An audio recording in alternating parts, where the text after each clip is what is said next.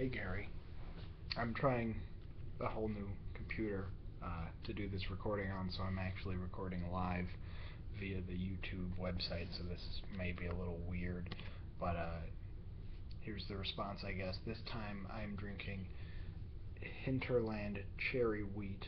It's kind of like the thing you had last time, where it's got like a tartness to it, using Door County cherries in Door County, Wisconsin, but it's just like a wheat ale, similar to um, like Blue Moon, I guess, something like that. But drinking out of a bottle is for suckers, so I'm gonna one up your pretentiousness with that wine glass, and I'm gonna drink out of a trophy. This is actually, I don't think you can actually see it, but a speech trophy that I won at the Highland Invitation speech tournament when I was in community college. It doesn't hold a pint though. It's kind of a shame. But yeah, I won this cup, so take that. Anyway, so uh, I guess to respond to the responses of the response videos, we could get the sad stuff out of the way first, because why not? Talking about Hiroshima and Nagasaki anniversary that passed recently. Yeah, it's weird because we're the only country to ever drop those on people, and we also have a huge stockpile of them that we refuse to get rid of or downsize. We spend billions and billions of dollars every year just maintaining the stuff that we can't legally use on anybody, and there's all kinds of things. As to whether or not we should have done it, I think it's a more complicated question than honestly most people are willing to entertain.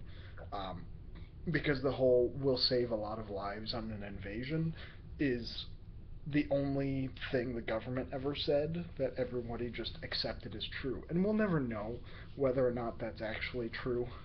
I think some of the estimates were probably exaggerated a little bit. Like, yeah, we would have lost a lot more than had we just sent a plane to throw this bomb. But the real reason why I think we did it isn't to prevent casualties, although that was an added benefit in the cost benefit analysis. The real reason is because Russians, man, the Russians, they were about to invade. They were going to take Japan and make it their bitch, and it was going to be their own little communist island for vacationing Russians or whatever. They were going to take it, and everything at that point was like, what are we going to do in the post-war, you know? The decisions were getting made in Europe in regards to how are we going to split everything up with the Russians when we're done, because the Russians did all the heavy lifting. So East Berlin, West Berlin, like we were rushing to get in there, so the Russians didn't just take Germany for themselves because they earned it in blood, really. And Japan, I think, was the same way. We were going to show them this war stops now, so we're going to blow this thing up and be impressive, and then we're all going to take a break from war, right? And also, this is ours, don't touch it. Dibs. I think dibs was the reason why, primarily, we wanted to drop the bomb in the first place. I mean, yeah, it was also casualty counts, but that's really, I don't think, the main focus of that rationale from our military perspective. I can't imagine it to be so.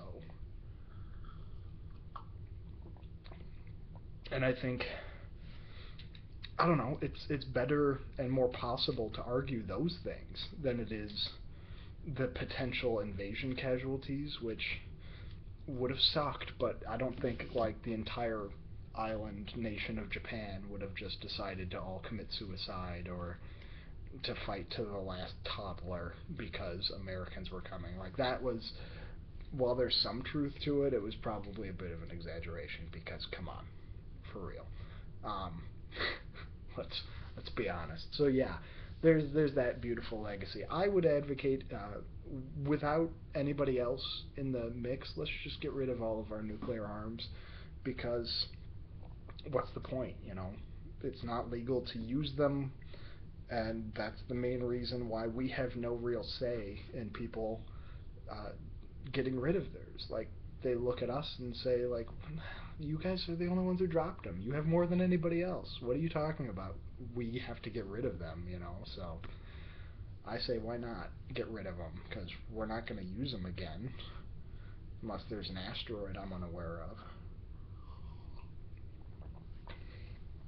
This is like my favorite beer this summer, actually.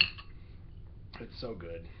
I like cherry. I like cherry when it's not horribly tart. I like wheat beers generally, so yeah, I got like 5 more of these in the fridge, and I'm really excited about that. Um, but yeah, so other stuff I suppose going on. I'm hooking up. I'm gonna start trying to do some photo projects. I'm creating a light box uh, that I'm gonna do some stuff with. Take pictures of some of like the little knickknacks, odds and ends from around the house to kind of be something to document all the stupid toys before Nell destroys them all in the next year. Uh, Outfits, other stuff. I don't know. So I'm gonna try and keep myself busy with that a little bit.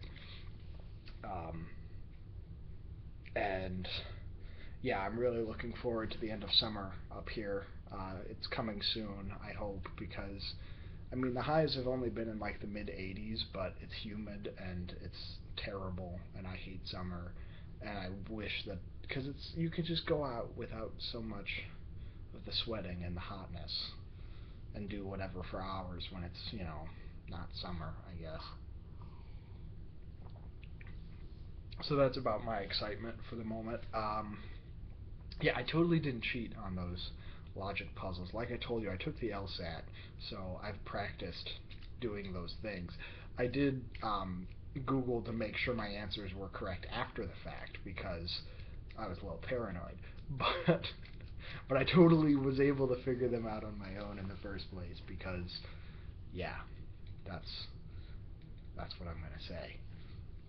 And the LSAT sucks, by the way. I hope you never take it for fun because it's not. It's 5 hours of a standardized test, and you get a 15-minute break for lunch, and the rest of it is logic puzzles for 5 hours. So that was a lot of fun that I paid money to do. Um, yeah, I don't know. I don't know what else is going on. Um, you were saying that you're. Oh, okay. Back to the Bible thing. Um, I did know the 616 thing. I didn't know the specific scrolls or the circumstances around them where they found that, but I knew that the number of the beast wasn't actually 666. And also, the reason why the number thing is relevant anyway is actually because I guess an ancient game that people would play was they would give letters in people's names number values, and so you would call out a number, and people would try and figure out the name of someone that you were talking about, like a celebrity or a famous person. And supposedly 616 was, I believe, Julius Caesar or some Roman oppressor person, and that's why it's the devil, Antichrist, great oppressor, whatever in the Bible, is because it was the head of whoever was in charge of Rome at the time that that was written. And that's 616, not 666. So it never made any sense that that was a thing. People just, I don't know, man. The Bible, it's great. Fun fact I learned about the Bible actually watching YouTube videos was that there was actually a shortage of Bibles in the United States in I think it was 1943 or 44 because of leather rationing in the United States over the war, and also because of an uptick in people, I guess, becoming religious because of all the people dying, that the supply and demand kind of met and such that there was an actual shortage of Bibles in the U.S. for a short period of time. Now there's too damn many of them. That's all I can say about that. So, question, I guess, for next week. Um, One world government, greatest idea, or just great idea? Sure. Or conspiracy theories. I don't know. Whatever you want to talk about. It doesn't have to be that. Just let's just drink. Cheers.